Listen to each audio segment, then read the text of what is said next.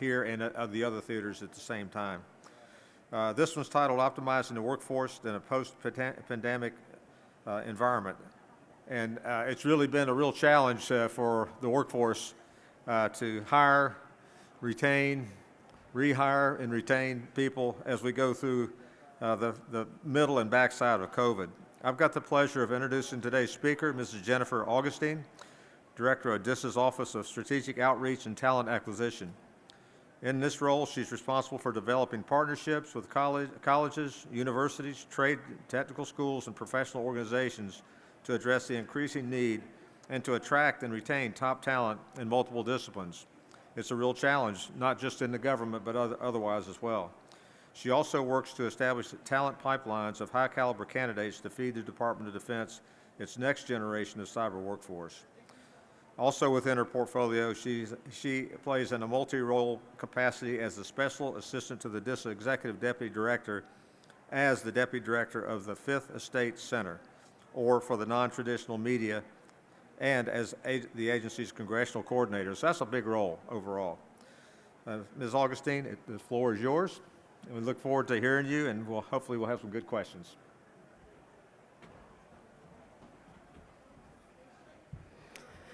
Thank you. So I was wondering how many intrepid attendees I would have here at the last session. I appreciate you being here, and I welcome your questions. I have about 25-30 minutes of prepared remarks, and I welcome anything you'd like to ask. So I've been asked to speak today on optimizing the workforce in a post-pandemic environment. I would offer that COVID-19 has forced all of us to rethink the future of work. Our current working environment continues to dramatically shape the national dialogue and open an aperture on what employees and managers envision is the best method for teams to collaborate and succeed together. On this subject, Gartner published a report in May of this year titled, "The Future of Work Requires Executive Leadership to Embrace Radical Flexibility." I worked in the Department of Defense for over 20 years, and radical flexibility isn't something we in the DoD are known for. So what does that mean, the new workforce paradigm? What does it look like for us as we move into calendar year 22 and beyond? Practically overnight, in March of 2020, the Department of Defense moved to mass telework where it was possible in an unclassified environment and realized a surge of requirements like nothing we'd seen before. While moving to a safer work environment, the demands placed on the agency for increased capacity and capability for the department was paramount. DISA increased overall network capacity by 600%. We supported a 230% increase in the DMCC SIPRNet usage and user base, and a 33% increase in the DCC top secret user base. Within a month of COVID-19 starting contingency operations, DISA increased MilDrive NIPRNet file storage by over 400%, deployed a SIPRNet instance, and through MilDrive's automated process, onboarded and provisioned 50,000 new users. DISA increased DoD Secure Access File Exchange, or SAFE, storage to 21 terabytes to support over 1.4 million file transfers per month, and improved file upload and download speeds from the internet from 4 hours to 2 to 3 minutes. DISA responded to an increased commercial telephone connectivity requirement from 4,000 to 64,000 simultaneous call connections. And DISA awarded more than $7.6 billion in contracts and completed 55,000 contract actions supporting the COVID-19 contingency operations. There is a lot more to mention, but I'll stop there. What I'm trying to get across, besides the amazing work that the agency has done with the vital support of industry, is the work was done as DISA and the department shifted to a largely telework workforce. The global shift from working in an office to working at home during the pandemic shattered long-held beliefs that about the relationships between work, productivity, and responsibility. So what did we learn during the pandemic? We learned that telework works much better than we originally thought. The trust that we had in our employees' ability to telework and to be productive greatly increased as these employees proved that they could actually achieve mission. Sure, we've teleworked during major snowstorms or continuity of operation drills, but the pandemic forced everyone to normalize telework for a worldwide workforce audience. The number of personnel regularly teleworking at DISA pre-pandemic was 20% teleworking, 80% in the office. Now, it is completely opposite of that. Personnel teleworked and still do telework 3 to 5 days per week where mission allows. Leaders across industries and across sectors recognize that individual workers are responsible and productive, independent of their work location. In 2020, Gartner Reimagine HR Client Survey said that 90% of HR leaders indicated that they now completely trust their employees to work from home. 75% believe employees are as productive working from home as in the office. I would argue from a DISA perspective that we often have found employees are more productive working from home than they are from the office. I personally believe that some of this is due to the fact that individuals have a hard time separating work life from home life, but I'll get to that later in the discussion. For knowledge workers in particular, the bond between work performance and employer location has been broken, and it's been replaced with a recognition of personal trust and responsibility. Workers themselves have embraced this change, with 80% of the respondents to that Gartner survey saying that they expect to continue teleworking, working from home, away from the employer's location as needed after the pandemic. For most organizations, the expectation that work requires commuting to an office, sitting at a desk, to utilize technologies to do a job is no longer relevant or acceptable. Aside from the Gartner studies I've mentioned, how do we know all of this? From a DISA perspective, in May of 2020, approximately 2 months into the pandemic and mass telework, we surveyed the workforce to determine if there were any adjustments that we needed to make in terms of tools or training. The results were eye-opening. When it comes to a discussion of the amount of work performed, 27% of the workforce felt they were doing more work than they had when in the office. 67% said they felt they were doing the same amount of work, and 6% said they felt they were doing less. In terms of quality of work performed, 46% believe that they were doing better quality work from home. 49% said same quality of work, and only 3% said that their quality declined.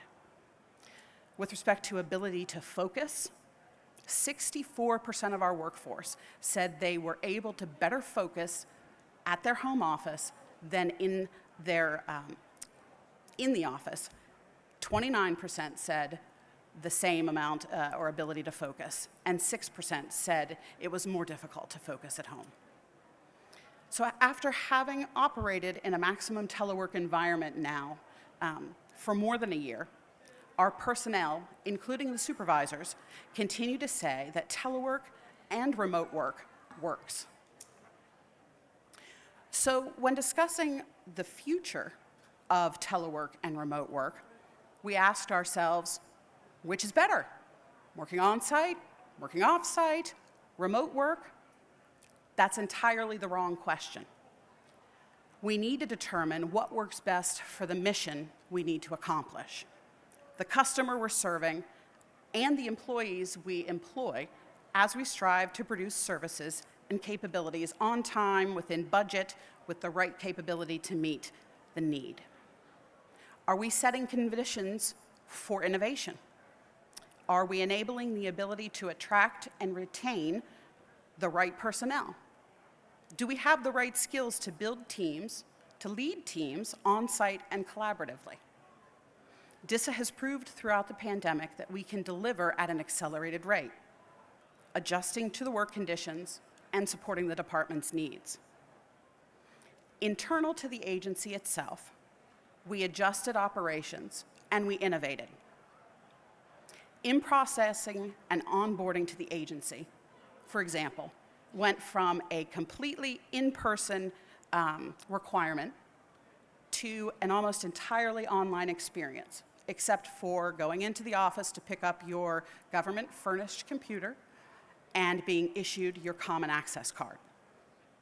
We replaced in-person briefings with online briefings and then pre-recorded video shorts to serve the new employees on their schedule instead of forcing a single centralized schedule that everyone onboarding had to adhere to. Not only did this reduce the in-processing time, but it allowed us to standardize the in-processing process itself so that not just the information exchange was available for folks at headquarters, but a consistent experience onboarding was available for the entire global enterprise.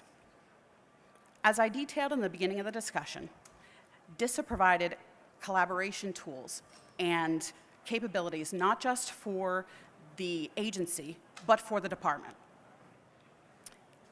Early into the pandemic, we created and distributed guides that helped improve the ability for personnel to meet and to virtually collaborate, innovate, and share ideas.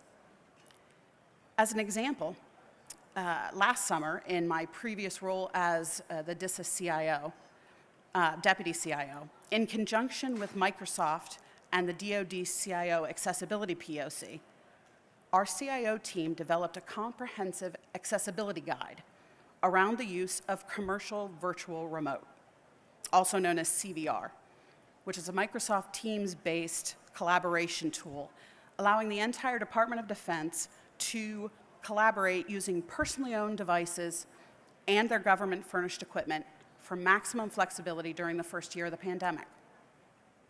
This guidance was shared across the department as it eclipsed even the published guidance that Microsoft had issued.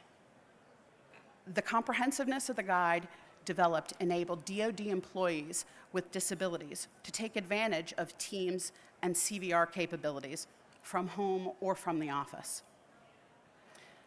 For our own DISA workforce, we used new video casts hosted by our own Major General Yee called DISA in the Know, where we explored topics from leadership, critical conversations, employee assistance programs, to mission partner synergy, infrastructure, and cyber operations. While initially disappointing that it took a global pandemic to get us to share information with our workforce in this way, the long-term benefits are clear. We also noticed several other areas that necessitated adjustments in how we did business.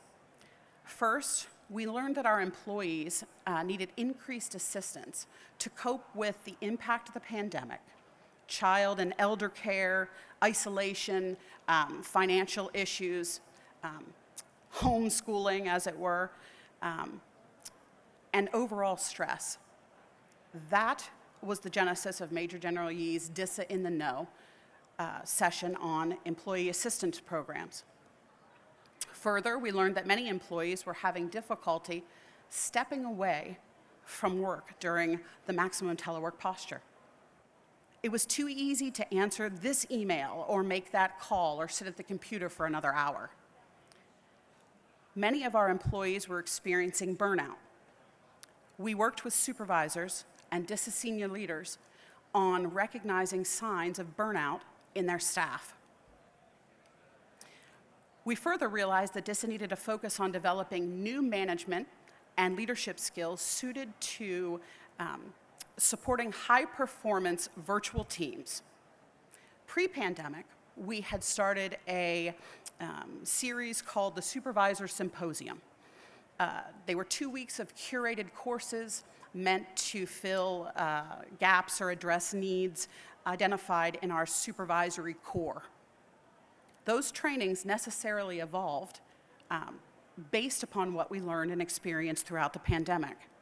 Now, by employee demand, we have actually created, our workforce development organization has created a session called So You Want to Be a Supervisor.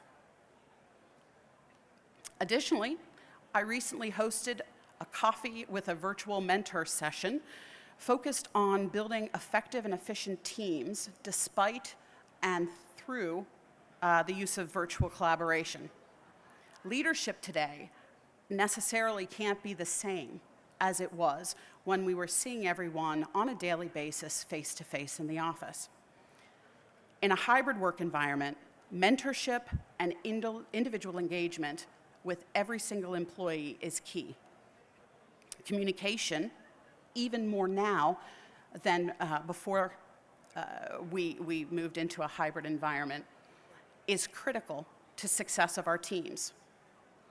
Leaders must be able to adapt to this new paradigm of disparately located individuals on their teams with deliberate focus on each individual person and the culture of the team as a whole. At the start of the pandemic, we thought we would have to cancel our summer internships. We thought, how can we possibly bring students into the government who've never experienced the Department of Defense and give them the experience they deserve if we can't bring them in physically? Instead of shutting the whole program down, we actually increased internships virtually. We engaged at all levels across the agency and gained support and buy-in from senior leadership on down.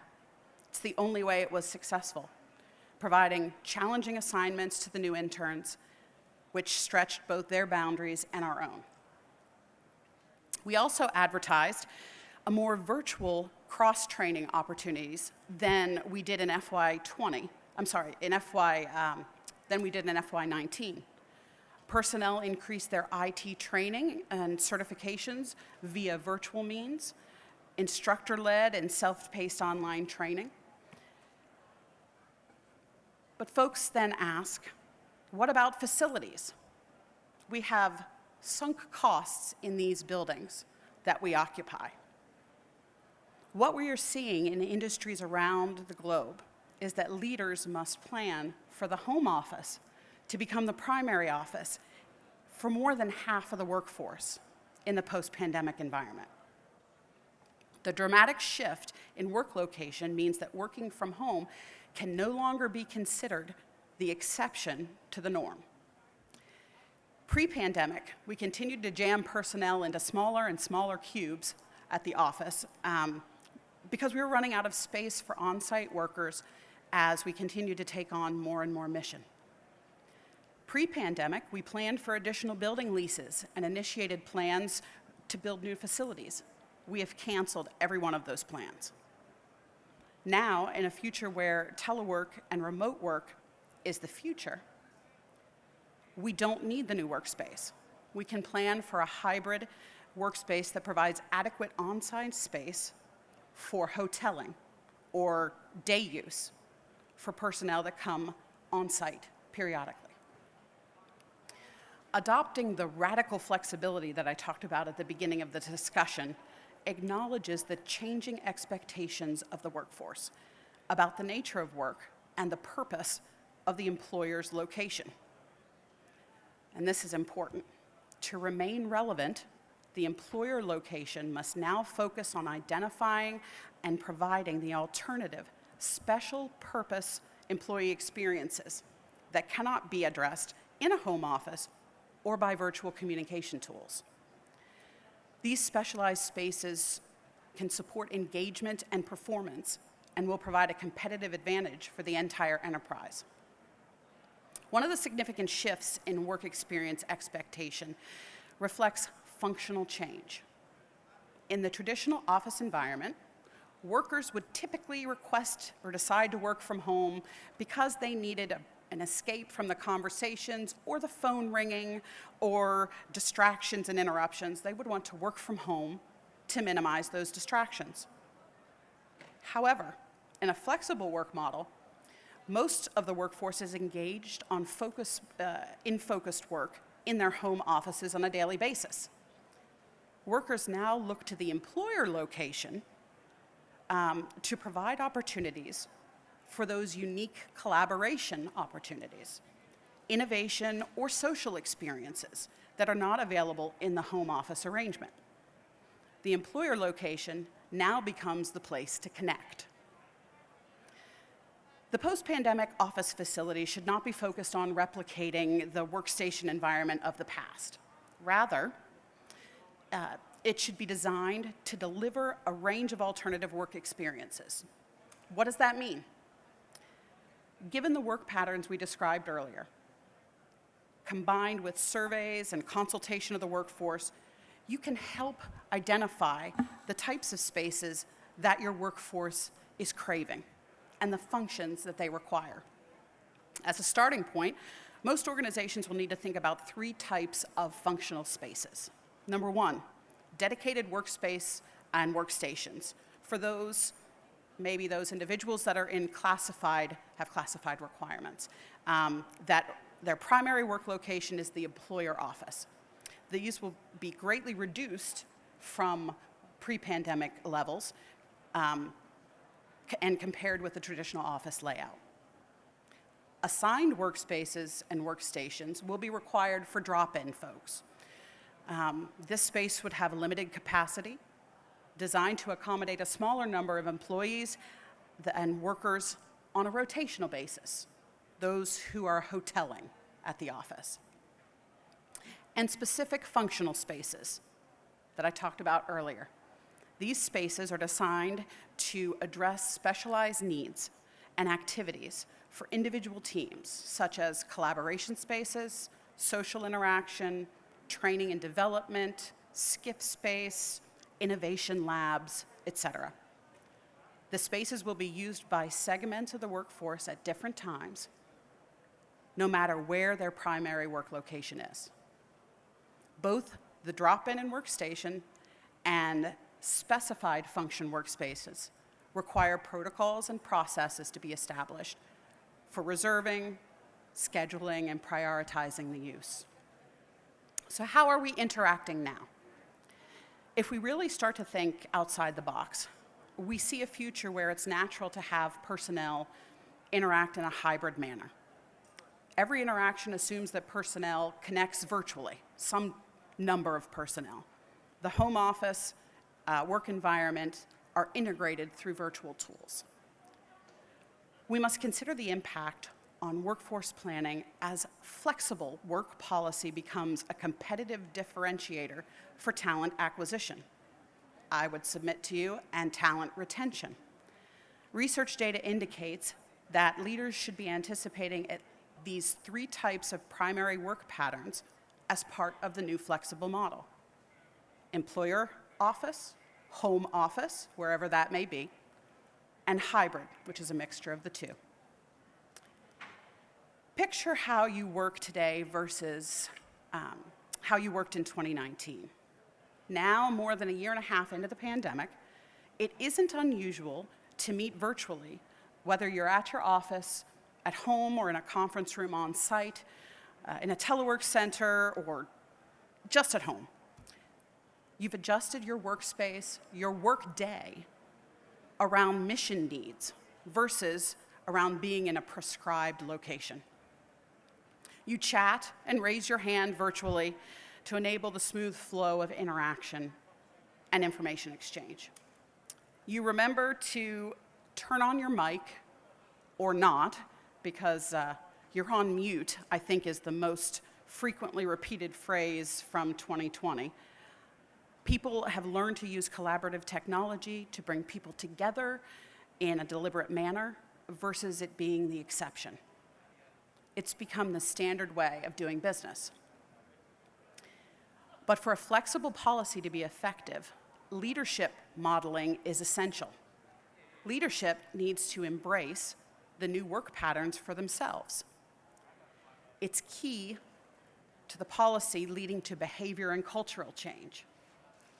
If leaders and managers continue to work exclusively from the employer office in a traditional way, then their direct reports and teams will not feel safe or comfortable doing otherwise. This will undermine the value of the flexible work schedule and operation of the organization and likely lead to disengagement, presenteeism, and unwanted turnover of critical talent. But then you ask, what about culture and team building? Can culture only be built on site? How much on-site time is needed to achieve team cohesion? Can you only build a personal connection on site? Certainly there are advantages to making human connection, especially with small teams. Periodic on-site meetings can achieve this without having to force personnel on site every day. DISA has and had ecosystem and field office teams all over the world. How do we make those leadership teams cohesive? I would submit that occasional purpose-built conference-type gatherings coupled with virtual meetings is an effective way to build cohesion. It's an interesting phenomenon, but during the pandemic, I believe I've seen more of my team and spent more one-on-one time with my team than I did while I was on site. Why is that? Well, conference room space in most buildings is limited, and we made a conscious effort to connect with each other because of this unprecedented situation we found ourselves in, the global pandemic. Now, more people are invited to participate in gatherings and group discussions. They can drop in, drop out as necessary. We've made better use of the very valuable time that is our personnel's day. As we talk about culture, DISA embarked on a journey about 3 years ago to build trust across the agency. Trust is a key ingredient to breaking down the barriers and delivering services and capabilities faster. With trust, people feel more free to share their suggestions and help drive better solutions. Grade, rank, and position don't matter in the value of the contributions from teammates. We've made this a top focus of senior leadership and leaders across the agency. We've invested considerable time and effort in our people to make this happen. Not just talk about it, but to demonstrate it, to demonstrate trust and trustworthiness up, down, and across the enterprise. How did we do that? Through focus. We created a culture transformation team to focus us on the agency challenges and barriers to trust. This demonstrated investment in our workforce. We also have an agency-wide climate synergy group composed of personnel throughout the agency to gain insight on employee concerns and good ideas. Through training, we invested in trust-related training, team building, mentoring, leadership, and employee training. Through transparency, we recently went through a reorganization to flatten our organization and enable velocity of action to deliver capabilities and to innovate. Our executive deputy director led a series of mission analyses that involved the breadth and depth of the agency. Everyone's opinion mattered, and we openly discussed our way ahead. Communication. We realized that communication is key, obviously, and it's something that we must work on. We work to communicate what's happening in a timely manner and why. Trust, though, is not blind trust. It comes at the agency with accountability at every level of the organization. Accountability to oneself and accountability to each other. So, how do we know that our trust efforts have paid off? We asked our employees using a trust-based survey tool, as well as the Federal Employee Viewpoint Survey. Let's look at our results. Our trust survey improved over a year by 12 percentage points. The company doing this evaluation for us had never had a single year jump like that from any organization taking the survey in the history of the survey. The previous record was a 5% increase. We significantly improved in the best places to work in the federal government report, moving up 186 places from 345 in 2019 to 159 in 2020. We had a 20% increase in positive perceptions on leadership, pay, innovation, work-life balance, and overall workplace satisfaction. Those are some incredible numbers. We improved in every aspect of the Federal Employee Viewpoint Survey score, with the overall agency reaching some level of green. Green is good, red not so much. In 2019, 6 of 14 measures trended red. In 2020, all measures trended green. All measures improved by 10% or more, and the measure Leaders Lead jumped by 18%. This last one is important. We intentionally shifted our focus from management to leadership. Additionally, DISA encourages the concept of self-leadership and informal leadership, where creative people are encouraged to share their own voice and speak up with ideas and observations which can influence change. Trust and accountability, that naturally leads to the ability to lead people and build teams in a virtual environment. What about optimizing the cyber workforce post-pandemic? The threat environment is changing. DISA and JFHQ Doden must ensure a workforce that can keep pace with these changes. I've mentioned this, I think, yesterday in the panel I participated in, that by the end of 2021, the New York Times reports there will be 3.5 million unfilled cybersecurity jobs globally. Of the candidates applying for these positions, according to MIT Technology Review, fewer than 1 in 4 are even qualified. According to the World Economic Forum, in coordination with the Wharton School of the University of Pennsylvania, quote, "Nowhere is the workforce skills gap more pronounced than in cybersecurity." Earlier this month, Mieke Oyang, the Deputy Assistant Secretary for Defense for Cyber Policy, discussed the DoD's assertion that it doesn't have the cyber workforce it needs to cover additional mission objectives.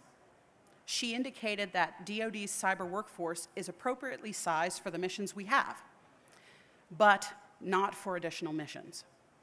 She added that it's an important goal in the development of future cybersecurity in considering the best way to mature the cyber workforce to increase the department's ability to sustain and retain the cyber workforce that it recruits. The department plays a critical role in training cybersecurity personnel, Oyang said, which can feed a national shortfall. But we need to think carefully about how the pipeline of talent works, both for the benefit of the department, but also the benefit of the nation. You may know that DISA and the military services are in the middle of completing a zero-based review of the cybersecurity and IT workforce as mandated by the 2020 NDAA. John Sherman, then acting DoD CIO, who is now up for Senate confirmation for the position, testified in April that the office was developing a new policy series aimed at improving the cyber workforce amid retention challenges. From a DISA perspective, the education, recruitment, and retention of highly qualified personnel focused on cybersecurity, engineering, computer science, mission assurance, AI, big data, information technology are key to ensuring that JFHQ Doden and DISA can connect and protect the warfighter today and tomorrow. DISA and JFHQ Doden have to invest in building relationships with colleges, universities, professional organizations, veterans organizations, or risk losing talent to other federal agencies or private industry. Talent acquisition at DISA is my job now, and it has transitioned from traditional recruiting to building and proactively identifying, attracting, and even shaping the skill sets of potential candidates for employment. We need to build and maintain successful relationships with academia and professional organizations, as well as brand DISA as an employer of choice that it is.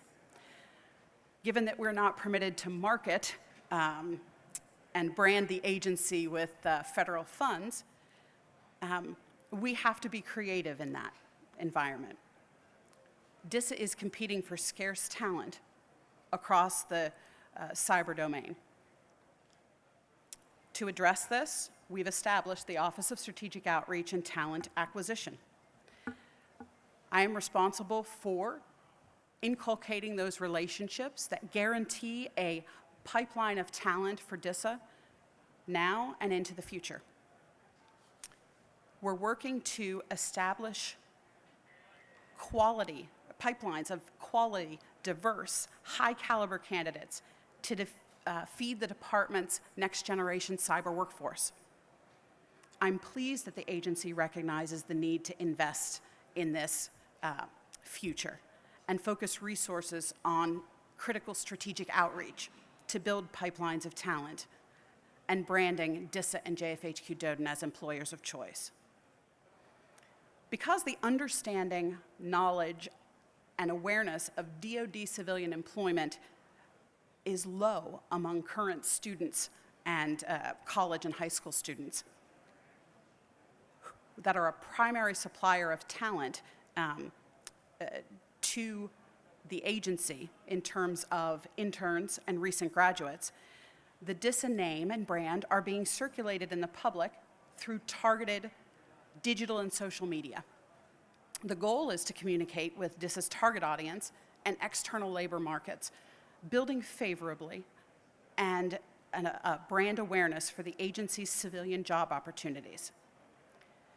It's interesting, the Office of Secretary of Defense did a poll on the cyber workforce, and less than 50% of the students polled knew that there were federal civilian jobs available to them in the Department of Defense. And of those, even less knew about the opportunities, what they were, the jobs that they could obtain. Strategic partnering with select colleges and universities will also help the agency to showcase its mission, highlighting the capabilities that DISA and the department provides in support of the nation to students and to faculty that otherwise might not be familiar with the agency. We are focused on reaching and recruiting patriots that drive our mission, drive change, and support the warfighter. DISA's Office of Strategic Outreach and Talent Acquisition is also planning and working with local and regional high schools, a primary supplier of our summer hires and interns, to promote digital and cyber literacy. The goal is ultimately to partner with private industry and federal agencies, academia, on a national cyber initiative that inculcates a mandatory curriculum of digital citizenry across the nation's middle and high schools. This engagement benefits the agency and DoD in two ways. First, High school students that graduate with this knowledge become more digitally savvy, gain a greater understanding of their individual responsibility for cyber hygiene. Second, these students are introduced to DISA, what I call the greatest agency that no college student has ever heard of, as a potential future employer of choice. So what is needed to do to move forward? The post-pandemic work environment demands this radical flexibility that I've discussed. It applies to work policies, to new work patterns, and office design, focused on enhancing the employee experience. Executive leaders endorse and move towards the future by implementing a flexible work model that meets the evolving employer and employees' needs. Leadership can do this in 3 ways. Number 1, embrace flexible work patterns by surveying managers, leadership, workers about workplace expectation, preferences, requirements, use this information that you've gathered to determine changing work location expectations and to anticipate the proportion of work that is going to be conducted in each of these areas: hybrid work, home office work, or employer office.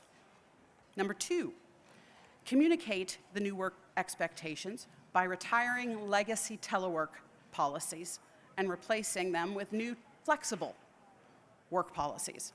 Design the new policy around the expectation that location is not a primary employment requirement, and that working from home or from multiple locations is an acceptable option. Determine the functional purpose of space by working with leadership, human resources, finance, and facilities, and replace space dedicated to on-site workstations with new collaboration, innovation, and development areas that meet teams' needs for performance, reflection, refreshment, social, and interaction needs. Built-for-purpose spaces rather than a replication of traditional office space and traditional desk space. Identify the high-value experiences that can attract and retain your employees. In the spirit of open communication, leadership must also clearly identify and define the types of interactions, meetings, and experiences, or even entire job functions that cannot be addressed virtually or within an off-site office, but must be addressed at the place of work, the employer's location. These expectations must clearly be defined to the workforce and communicated.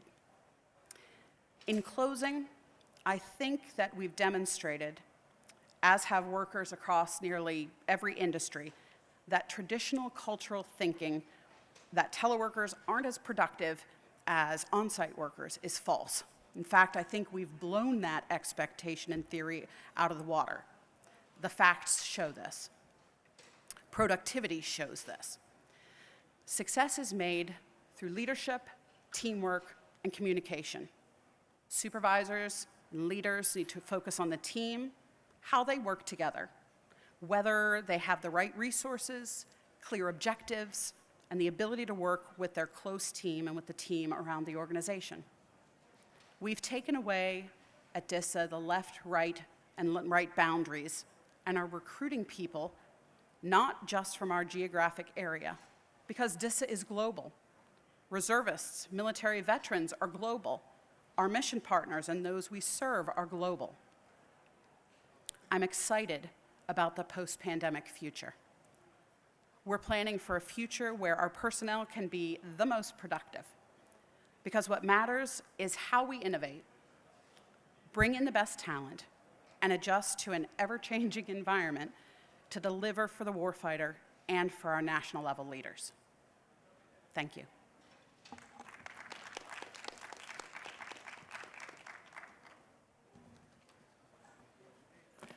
Sure. Jennifer, I just wanted to take the opportunity to introduce myself. I'm Damian Terry. I'm the new Chief of Diversity, and I look forward to working with you. And I look forward to working with you, sir. Hi, Frank Kidd, high school computer science teacher. We spoke yesterday, Yes, sir. we did. Yes, we did. And so yesterday, you and others talked a lot about working with four-year colleges and universities. So my question today is this also planning to recruit from and utilize talent from two-year community colleges? Because in Louisiana, we have two-year colleges that have cyber programs, gaming programs, and networking programs. Yes, sir. In fact, I just spoke to previous DISA Vice Director, Admiral David Simpson, on this not an hour before this meeting here, and the fact that he is an instructor at Virginia Tech, and they have local community colleges with two-year cyber-type programs, certifications. And I'd love to talk to both him and you about the possibility of recognizing what skills those individuals have achieved at the end of those 2 years and how we might onboard them with either the expectation that they finish the 4 years or in order to achieve higher grades at the agency, or just to inculcate them as they are with their 2-year degree. But you have my information, sir. Thank you. I thought you had a question over I there. do. I don't know if I'm seeing. Oh, sorry. Go ahead. I'm in the dark over here.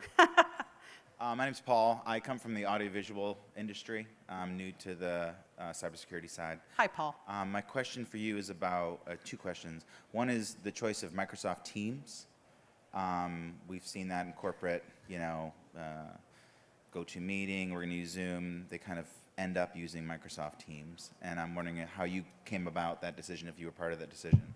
And then the second half is when your folks are working from home, how do you help them secure their environment, not just their network connection, but is someone listening outside the window?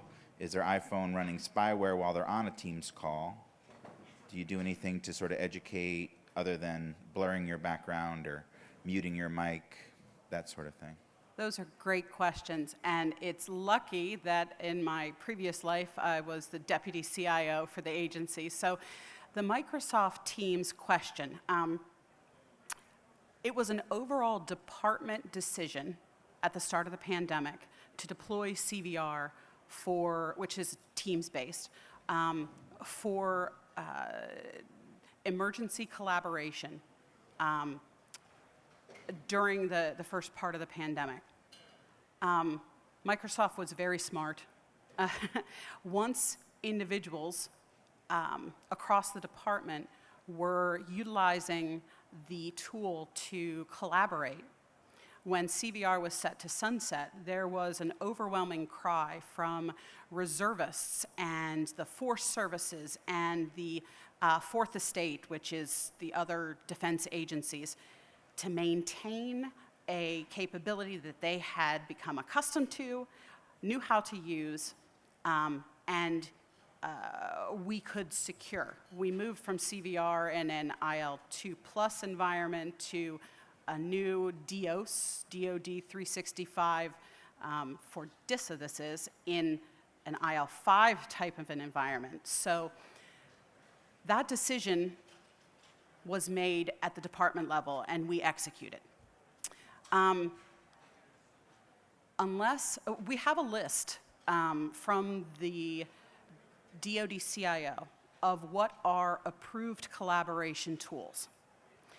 And Zoom, which I know is primarily used and used a lot by our universities that we interact with, is not one that is on that list. Zoom for Government is, but the inability to secure was a concern. Again, I can't get into all of that, but that's a background on why we use Teams and not necessarily some of the other collaboration tools. As far as how we secure the home office space, every DISA employee is given cybersecurity training, protection of classified and CUI information training every year. We are trained not to bring phones close to computers. We are trained to and required to log on to a VPN before we even access our systems. So there are multiple levels of security that are put in place. Now, do I know that Johnny doesn't have someone standing outside their window listening in? That's nothing I can do anything about and the agency can do anything about. But one would hope that based upon the training that the employee has received, they're not discussing anything at their home office that would cause any kind of compromise. What about Alexa? Is Alexa allowed in the same room, or do you guys kind of We're encourage them to not encouraged use- not to. Absolutely. Yes. I was going to say Alexa's in the work site as well, though.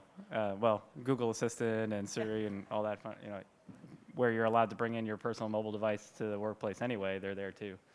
Right, so They have, with the DISA is a secure, a secret open storage environment, so personal devices aren't allowed. And they have on all of our DMUC devices, our unclassified devices, they have disabled cameras, microphones, Siri, et cetera. yeah, So, tracking that. I'm just pointing out. oh, yeah, okay. So Gordon Macmillan, currently with the Air Force at Scott Air Force Base, but I am a DISA alum. I worked at DISA CONUS, now Global, for 5 years, several years ago. My question is, with modifying the, that hybrid environment where people are working at home or both, or mixing and matching, have you also modified the allowable work schedules to match? And I bring this up because the Air Force allowed me to go on a flexible work schedule where it's called MaxiFlex, where Yes. I can just earn 80 hours however it happens. I'm on that schedule as well. Okay. So since I left the agency, that wasn't an option. So it's interesting. It is an option. It is an option now, and they're hoping that OPM allows that to remain an option.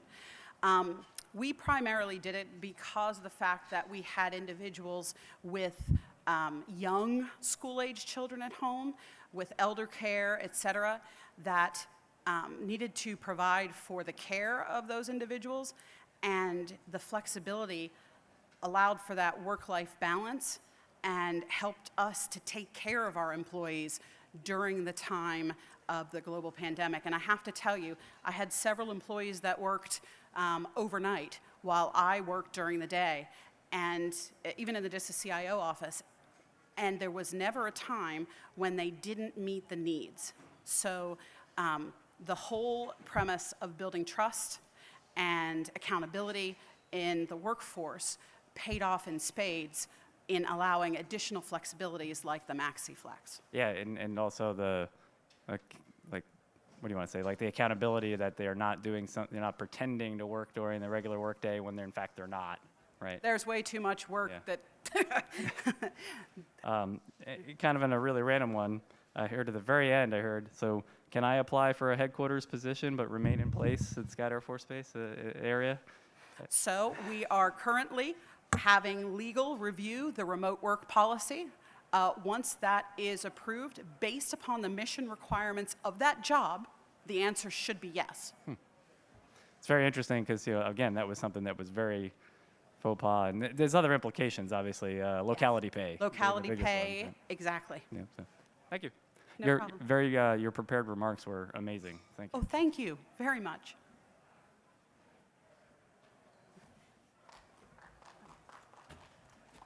I want a big round of applause. Come on, give it to them. Let me just say a couple things, Jennifer. Don't lose these notes. You don't want to lose those notes. I thought this entire report was eye-opening, really, and eye-watering in some cases. And I commend you for the effort that you've worked on. And I relate to everything that you talked about from an AFCEA perspective, because we work with the government. We've worked with the CVR up until about a month ago when it's being changed back over. And we're on a modified work schedule also. Right now, we're 2 days formally. You can come in more often if you want. The one area that I think maybe needs to be taken a look at is the mental aspect of this change.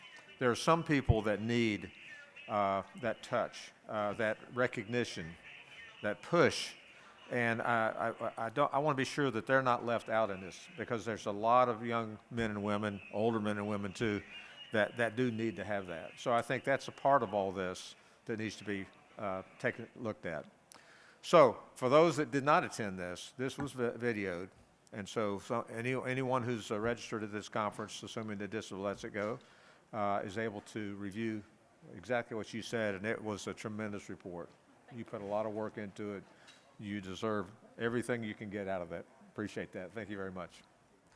Now, we're starting to break down here right at 4 o'clock, so we're right about that time. There are coordination sessions up in room 324 and 326 on the 3rd floor. It's essentially behind the registration area. So I don't know if you're going to go up there and be available, but many of the speakers that have spoken today have advertised that they'll be up there to answer any questions. And again, don't forget tomorrow, it'll be an industry day tomorrow from DISA to the industry, and you want to be a part of that. Thank you very much for attending this afternoon.